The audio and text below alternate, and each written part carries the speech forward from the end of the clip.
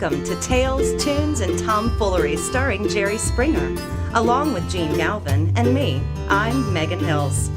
We're recorded live in front of a brilliant studio audience at the Folk School Coffee Parlor in Ludlow, Kentucky.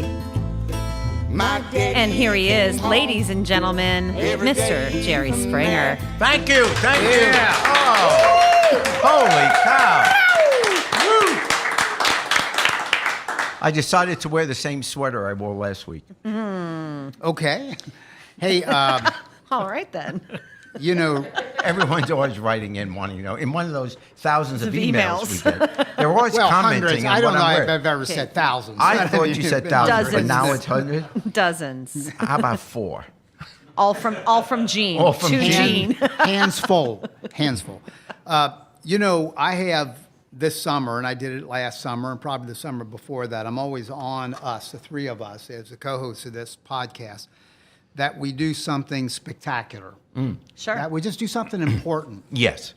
And I have pushed for, and it's never really gotten traction with you guys, to set the world record, the Guinness Book of Record, for the number of miles in a 1-week period put on a 1-week unlimited miles rental car I mean, that's important. to drive around the that's- country, that's around and important. around, and see if you can break that record, set that record. There It's is no record. inspirational. I can't What think I of was anything thinking. more inspirational. So I had a guy on a few weeks ago who I met while I was cycling out on the Little Miami that's Bike right. Trail, who is riding. He came from Montreal, Canada. He's going to Tierra del Fuego, the end of the earth, at the tip of Argentina. And we talked to him over the phone Yeah, in that was Guatemala. It's pretty interesting. Yeah, it was very cool. So then I got a son, Mitch, 40-something Oh, Mitch, my who is a gosh. marathon runner. I just thought Guatemala, they're having the, seriously. Yeah, I know. Have we heard from him? I have not heard from him, but so that's Jerome Palette, and we'll have to see if we can make we ought to contact. follow He's up on our with website, by the way. Yeah. Yeah. So then my son Mitch, who's a marathoner, said that he knew a guy who is one of his trainers, who is a Cincinnatian, who is setting this summer, trying to set the record for hiking or traveling, let's put it that way, the Appalachian Trail. And just to kind of set this up, he's a Cincinnati teacher. He's with the School for Creative and Performing Arts. So he is a Cincinnati public school, high school teacher. He started on May 30th a traveling of the Appalachian Trail. Well, let's just lay it out here. He's what's called a trail runner. Yes. It normally takes about 6 months. You go through 14 states. It's about 2,200 miles long. Early people who, when they first get on, travel it at about 8 to 10 miles an hour, a day. Then it pushes up to about 15 when they get their legs under them. And then really when they're doing big days, because I've hiked sections of the Appalachian Trail, they'll get up to 20 to 25 miles. That's really... day? In a day. In a day, Wow. that's amazing. This guy yesterday, Harvey Lewis is his name, Cincinnati, Ohio, he's in his 40s. We'll find this out when we talk to him. He did a 62-mile day yesterday. Holy cow. He ran 62 He's miles? trying to finish in 45 days. The record was set by a guy named Joe Stringbean McConaughey, and he did it in 45 days, 12 hours, and 15 He minutes. wasn't a string bean when he started, but Right? Now, Harvey's They called doing, him Big Joe when he started. Yeah, that's right. he's now he's String Bean Harvey's Joe. doing what is called a supported run, meaning he has his dad with him. They have a van. They have some other people from the Cincinnati area, fellow runners who've taken interest in this. People are driving food out to him. Yesterday, somebody brought him a burrito from Chipotle, and they keep That's Harvey. what you want while you're You can riding 62 follow miles. Harvey. well, that'll Yeah. make you run faster. There you go. I don't know about that. By the way, you Call a can gas-powered run. yeah. You can follow Harvey at roadid.com, R-O-A-D, ID like identification, roadid.com. I wear one of those. Road ID is a sponsor. They're a Covington, Kentucky company that's adjacent to Ludlow, Kentucky, where the Folk School Coffee Parlor is. And they produce wearable things. I wear the wristband that is printed on there. It's engraved, your name, your medical information, and the person to call, and a phone number. I got my wife's name on here and a phone number, because I cycle and backpack and I do all this stuff. And if you get hurt, this gives you the peace of mind of knowing somebody's going to know quickly what they need to know. Yeah, Yeah. don't put my number on it. Yeah, that's right. Sorry, it goes to So- voicemail. So Road ID is his sponsor, and he is somewhere on the Appalachian Trail. 14 states. I think he may be coming close to Virginia now, and he just started like 9 days ago. Yeah. Wow. So we are trying to reach him by cell phone somewhere on the Appalachian Trail, because, by the way, this is all backcountry stuff. They're Yeah. not out in cities. David Pruce, do we have Harvey Lewis on the line? Let's see. Hey, Harvey, are you there? Hey, I'm here. All right, you got Thank you him. so much for having me on the show. You really take the show everywhere, don't you? Yeah, we We tried. do. It looks like you're the one taking it everywhere. You ran, seriously. Well, I tell you, it's a pleasure to be on the show and to connect with you and your listeners. And, this is something I never could have dreamed.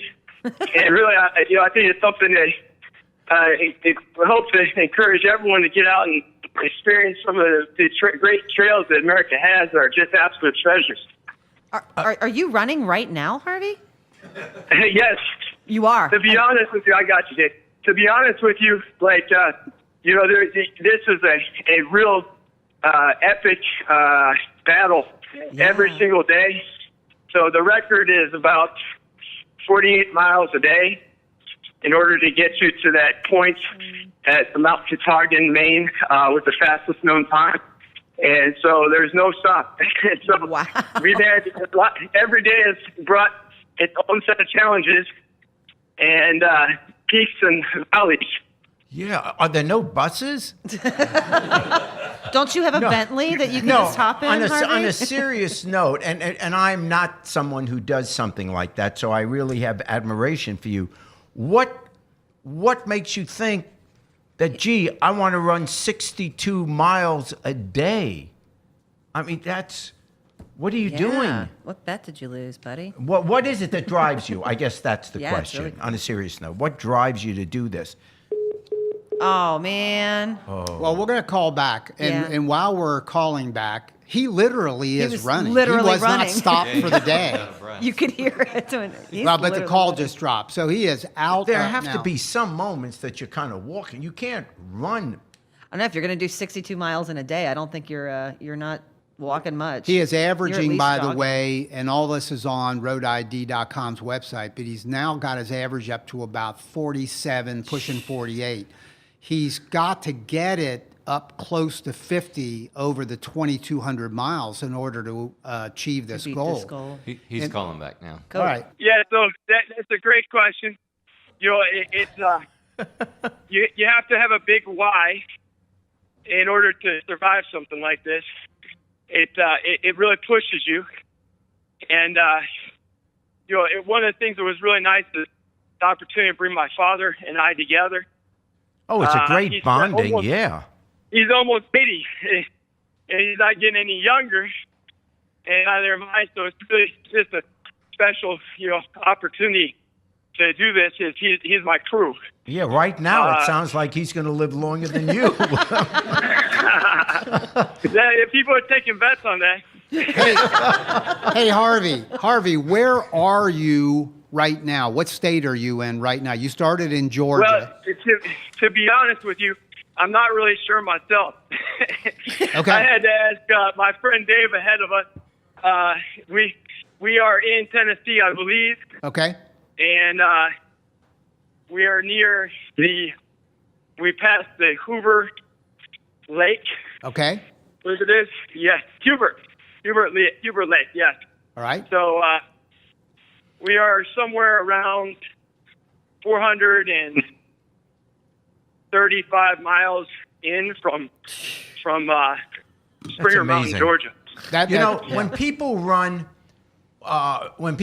the marathon, Yeah. there's always this point, I don't know, 18, 19 miles or so, where they say they hit a wall. Right. Do you, I assume you're not running at that same pace. I mean, that's not physically possible. But Is there a Wait, point in he it? is. He is. What pace are you? He said he's running faster pace. What pace are you running at, Harvey? Well, it varies a lot. In order to be successful, you have to be very efficient. So right now, for example, we're mainly hiking fast because it's getting dark, and I don't want to wipe out. But we're jogging on the downhills. Like right now, I'm jogging downhill. Yeah. And so if we're climbing, we're usually hiking. If we're going down, we're running. If we're on a flat, we're running. But you'll look at the thing, you'll say, whoa, it seems kind of slow. If we're averaging 3.5 miles an hour. But the thing is that it's unprecedented in terms of the climb, because the whole journey involves climbing Mount Everest 16 times, like 500,000 feet of climbing. So how long did you have to train for this, Harvey? Yeah, it's kind of wild. Did you, what kind of training did you do for this? Like, how do you even begin to get your body physically ready for this type of adventure? Oh, man, I don't know. No. But He's like, I woke up one day. This thing, being a teacher helps. Yeah. That you try to get everything done efficiently. So I give my the teachers out there, because they're trying to do their best work they can. So definitely being a teacher helps. Yeah. Well, and you saw, we heard when we made a test call to you just a few minutes ago, and people who have not been on the Appalachian Trail, there's a potential of black bears pretty much the whole distance, and they're urging backpackers to carry bear canisters and all that to protect your food. And Sure. So have you seen any bears in your first 9 days of doing this? It's funny you say that, because I just saw the first bears about 40 minutes ago. Is he still behind you? He's running a little faster now. They were off to the left about 100 meters. It was like we saw 3 or 4 baby cubs, and so that's honestly, we're entering their territory. So with the black bears, they're pretty harmless unless you get between the mom and the cubs. So Okay, but if when you're the making bears, plenty of noise, they're going to be startled and move away. when a bear sees you running, when you see a bear, Yeah. isn't that a good time to kind of Pick it up. casually walk? No, because if a bear sees you running, won't he run after you, thinking, I don't Wait, know. you want to be faster than your buddy then? No. yeah, Sorry, how Dad. fast is your dad? Sorry, Pops. That's why you're No. there. Sorry, That's why Dave. you took your father, because he's probably slower than you. Well, let's Yeah. draw. Hey, Harvey, let's draw this picture because I'm following you on roadid.com. Yes. You're running this by yourself, but you have some people I've noticed and following on Facebook and on roadid.com, some of your Right. running friends who have come out from Cincinnati and they're joining you on little pieces of it. Your father is not running it because he's driving the van, but you're doing Yes. this. You have said we a couple times, but you're doing this solo largely, correct? Right. Okay. Tell us about food. And how are your feet doing? Some of the basic things. You got blisters. Yeah. So, about the crew, it's really we're going for the supported effort, and it's been phenomenal because there have been days that have been really challenging where it's just my father and I, and it's really hard for him to find the intercepts because Yeah. it's out in the middle of nowhere, and then it's hard for him to organize any type of other aid when he's trying to find where we are. But we've had a lot of support from Cincinnati, which has been phenomenal, and had friends come down, and they've been great. Now, the food, you really got to eat a lot of food because if you don't, you won't survive. And so I basically say I'm eating like a Bengals linebacker right now. Right? Yeah. Yeah. I Yeah. got to eat like a monster. Yep. And, honestly, this is such a tough event. The first day we started with basically a tropical storm. Alberto, we delayed one day, but we couldn't delay forever. And so we started in the midst of a tropical storm. And so I went through all my shoes in the first 24 hours. Oh, my gosh. Wow. Yeah, all 8. Yeah, it was crazy. So my feet had blisters and everything. was very rough. All right, Harvey, we're following you, and Good we're luck, gonna. man. This I'm is gonna cool. stay in touch through the website and Facebook and stuff, and I'll occasionally give reports. And maybe when you're done, and we know you're going to do it, Harvey, you can do this. Yeah. You got to break this record. Add us to There the we people. go. Add us to the We're people that are representing pulling for you. Cincinnati. Yeah, and you know, this is to everybody. You know, the thing is about this, well, you know, I am driven to try to make a positive impression on people that, like, what you have within you is greater than you ever dreamed. And, you know, you would think the human body can't run 50 miles and come back the next day and go 50 miles, and they keep doing it over and over again, such harsh conditions. But it's amazing what you can do with a positive mindset. So, All thanks right, so much thank for you. having us. Thank you, Harvey Lewis. Whoa! All right, hey, trails, it was man. good Happy talking, trails. Jerry. Bye-bye, Harvey. Run safe. All right, all right. All right, appreciate it. Boy, I tell you, man. and just to give you No, Gene, some, we are not running. some to quick- me. well- We're not going to do it. that's where I was headed, Megan. I don't have the footwear. for Take that. your pick. You're either going to run the AT or going to drive around America for a week. Wow.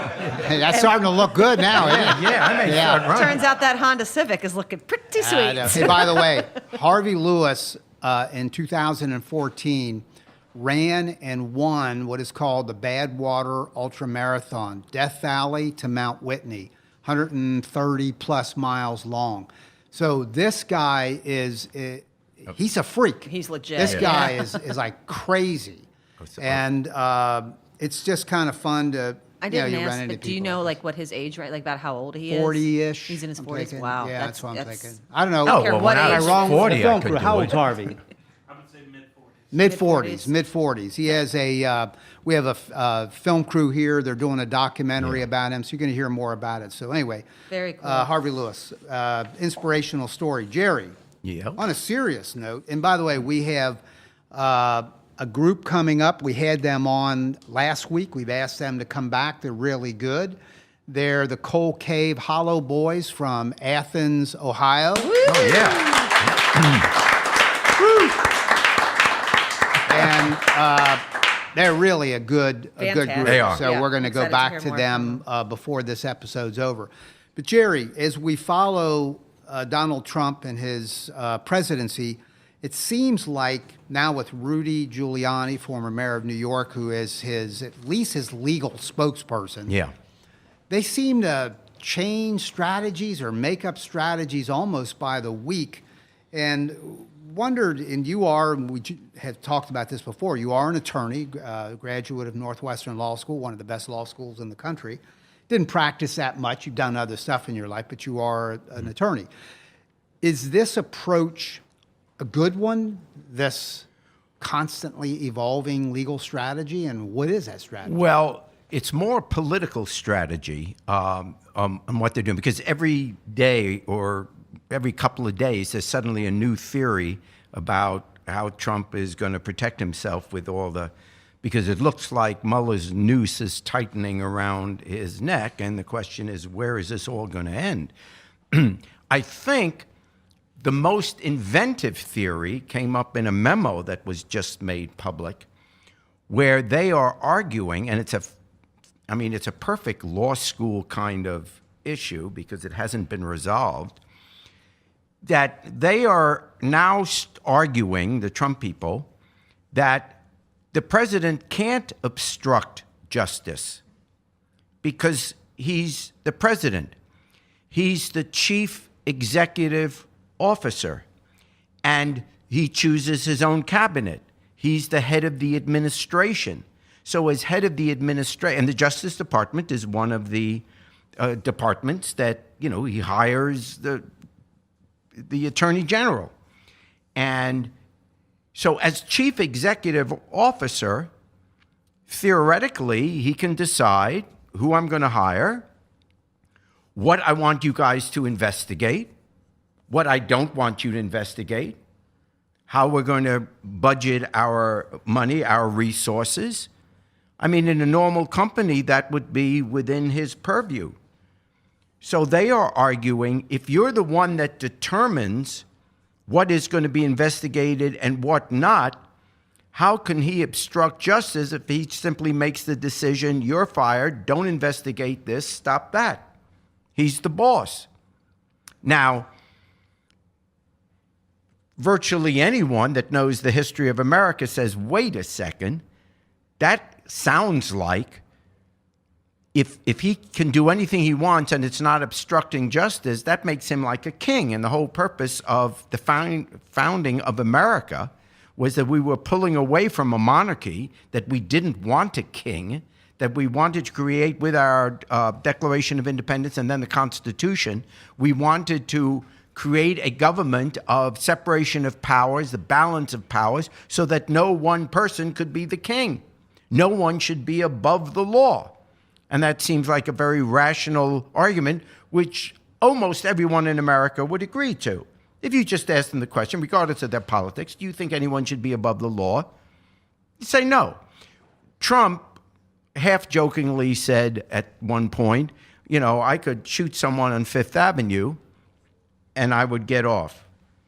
And, of course, for those that are worried about that, that's not the case, because even with the pardoning, if you shoot someone on Fifth Avenue in New York, that becomes state law, and he doesn't have any pardoning power over state law. So if he's going to shoot someone, it has to be in Washington, D.C., a federal. Just want to. So if you want to be safe, stay out of Washington. Okay, so their theory is a president can't obstruct justice. It's kind of like what Nixon said in his interview with David Frost at the time. He says, I'm the president. How can I obstruct justice? Because I'm the one that determines what we're going to do and what's legal and what's not legal. Well, and then we come to the pardon. And the Constitution gives the president unfettered power to pardon anybody he wants. And there's no restrictions on it. He can pardon, for a federal crime, anyone he wants. And it's silent on the question of, does that mean he could pardon himself? Well, the Constitution doesn't say he can't. So these are questions which, of course, we've only had fairly rational people in high office in the past, regardless of their politics. So no one ever thought this was ever really be an issue. It seems ludicrous that a president could pardon himself. But the truth is, when you then read the Constitution, there's nothing that says that he can't. So if he does this, so when Rudy Giuliani is coming out and now saying, number one, the president can't obstruct justice, so just cancel this whole thing. He can make the rule, and he can't obstruct justice. If he says don't investigate, he's the boss. It just stops, or he fires these people. And he can pardon whoever he wants, so he can just say ahead of time. And you can pardon people ahead of time, by the way. Nixon got pardoned for any crimes that he might have committed during Watergate. So he can just say, I'm going to pardon anyone, including myself, that's found to be colluding or so-called obstructing justice or whatever. So now you think, whoa, what are we going to do if he actually does this? That's what we call a constitutional crisis. Undoubtedly, it would immediately be tested and go to the Supreme Court. There'd be senators, someone would, bring the law case immediately. The Supreme Court would deal with it immediately. Here are the options the Supreme Court can do. I believe that the Supreme Court would buy the argument that even though the Constitution is quiet about it, the whole concept of the Constitution and the Declaration of Independence is that we're no longer a monarchy. Nobody can be above the law, and therefore, no, you can't pardon yourself. And yes, you can be liable for obstruction of justice. But Trump will argue, or his lawyers will argue, he's not saying he's above the law. He's saying that when he exercises his pardoning power, he's within the law. He's allowed to do it, so therefore he's not putting himself above the law. He's saying the law says I can do this, so I'm within the law. So the Supreme Court, there may be some in the court, even though I don't think they would, that says, yeah, he's got a point. So I believe then the court would take the next step. Even though you have the power to do things, the power to pardon, the power to pick your attorney general, the power to decide what the Justice Department should do, even if you have the power to do something, it doesn't mean that that power can't be abused. Like you can abuse a power if you have a criminal intent. But what's the remedy for abuse of power? He's not going to get indicted. They're not going to try him while he's president. So it goes back to what ultimately this crisis is coming to. The only remedy for abuse of power, which remember, we can now, that is what he could be liable for. Even if he says he can't obstruct justice, even if he says I can pardon anyone I want, there still is a concept of abuse of power. But the only remedy for abuse of power, which is not a statutory crime, the only remedy for abuse of power is impeachment, because it's a political process. Once again, we get to the ultimate Trump strategy. They know they can't win in a court of law. If there's a trial, the evidence is going to be there for something, and he can't escape that. Their whole strategy is to get it, if they're going after him, make sure it's an impeachment. And why? Because in the impeachment, as we've said, you can be impeached, as Clinton was. Big deal. The only way you're removed from office is if 2/3 of the Senate votes you out, which means all Trump has to do to survive all of this is keep 34 Republican senators on his side. If 34 senators stay with him out of the 100, he stays in office, regardless of what crimes he committed, no matter what abuse. He just needs to keep 34. And how does he keep 34? Is by making this entire legal mess he's in. Collusion, or alleged collusion, alleged obstruction of justice, financial crimes, whatever it is. If he can make it seem that this is all political, that this is all partisan, that the FBI is really politically owned, that there's corruption in the Justice Department, if he can just make this a political argument, then at least 34 Republican senators will simply say, as they're saying now, fake news. You can't believe what you hear. You can't believe what the Mueller report is going to say. You can't believe what the courts are going to determine. It's all fake. It's all lies. Well, the majority of the people know that's not true, what he's saying. But if 34 Republican senators from Republican states can go back to their own constituency and say, I'm going to stay a loyal Republican because this is obviously partisan. They're just trying to get rid of our president. I'm staying with him. That'll be their excuse. And Trump survives. That is their strategy. Every headline you have heard for the last 2 or 3 months, when it all seems crazy, when it all seems chaotic, when it all seems like they don't know what they're doing, wrong. They're smart like a fox. Not Trump, but the people around him. Smart like a fox. They know exactly what they're trying to do. Make this whole thing partisan.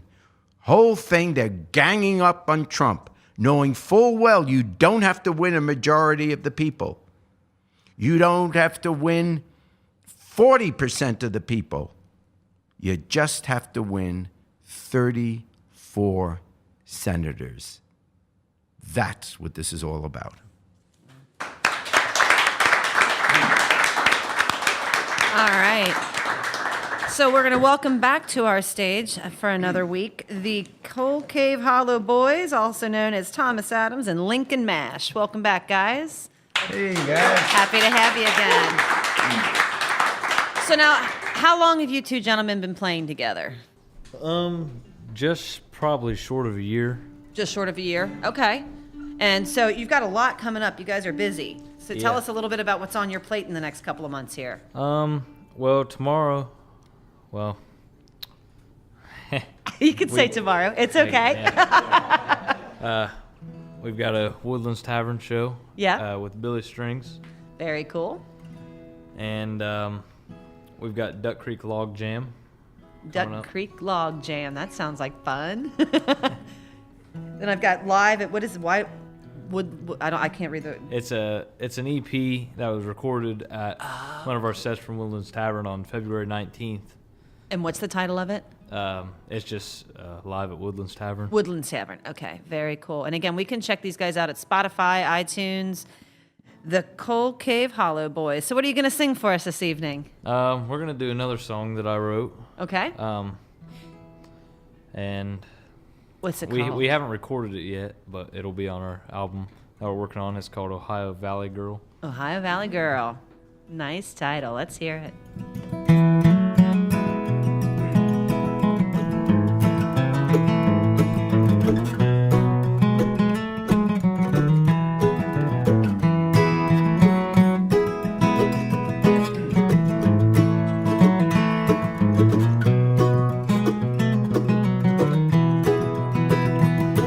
Up north in Ohio,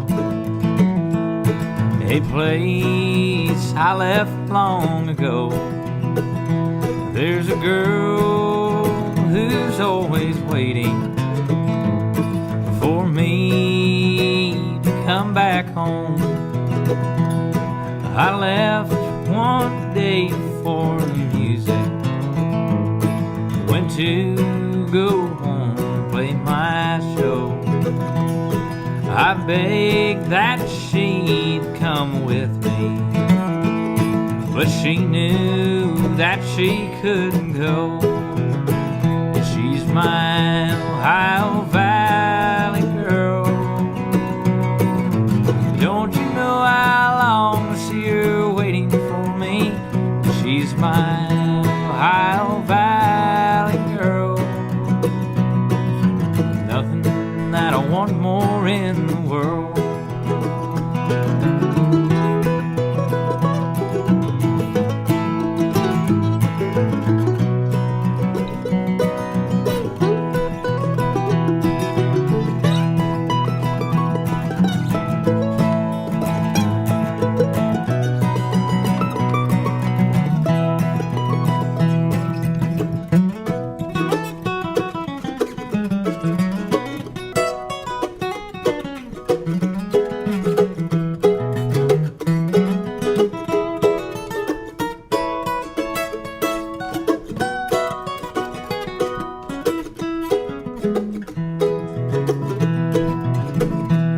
Well, soon I head back to see her, and soon she'll be mine again.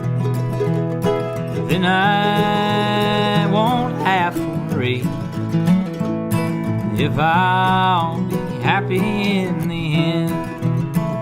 She's my Ohio Valley girl. Don't you know how long to see her waiting for me? She's my Ohio Valley girl. There's nothing that I want more in the world. Yeah, there's nothing that I want more in the world. Whoa! That's fantastic. I have to tell our audience that can't see these gentlemen, I don't know how old you are, but you don't look old enough to have a voice that soulful. And Yeah. it's really cool. More importantly, do you have a Ohio Valley girl? No. and- Well, let's bring her on out. No, it's very cool. How old are you? How old are you, by the way? I'm 17. All right. Oh my yeah. gosh. Yeah. That's a crime.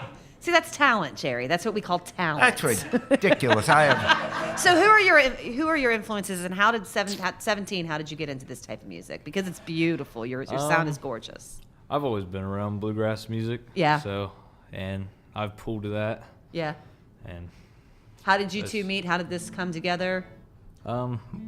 my dad, Yeah, I used to play pool in a bar with his dad. So you're not 17. I am not 17. yeah. I am a very young 30. Very young 30. You are a young 30, man. I wouldn't have guessed that.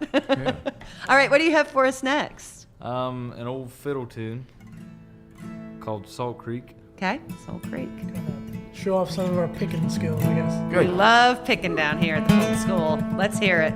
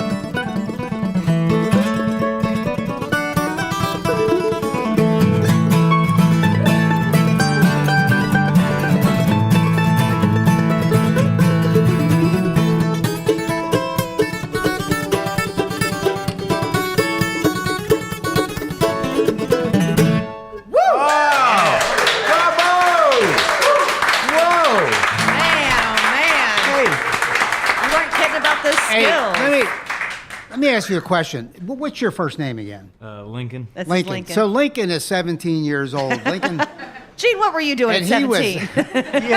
and he was doing that guitar picking. Have you ever heard of a bluegrass picker from the Cincinnati area called Vernon McIntyre Jr.?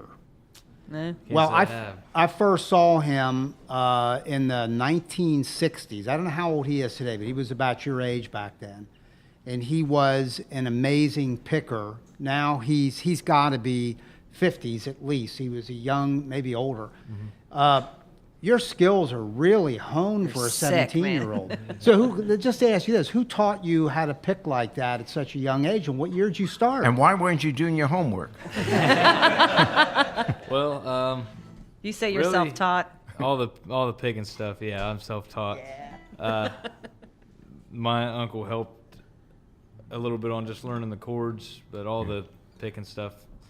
Man, that's a gift. Yeah, it's really good. That's really, incredible. really good. For That's 17, exceptional. it's amazing. You know, it's funny. Before the show, you know, you guys were sitting there and we were just making conversation. You said you're from Athens, Ohio. We said, oh, you go to Ohio University. Not- Did you just graduate this year from high school? No, I'm gonna be a senior next year. Oh, Wow. just stop it. I have socks your age. In fact, I'm wearing them.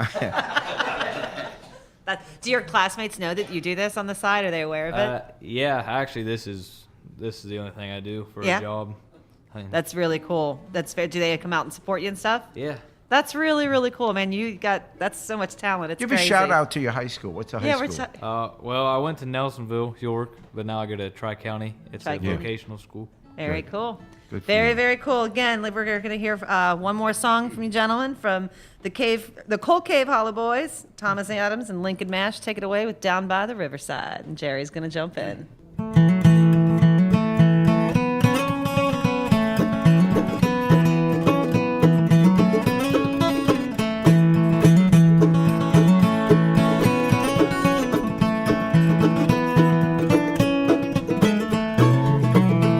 Gonna lay down my heavy load by the riverside, by the riverside, down by the riverside. Gonna lay down my heavy load by the riverside. I ain't gonna study war no more.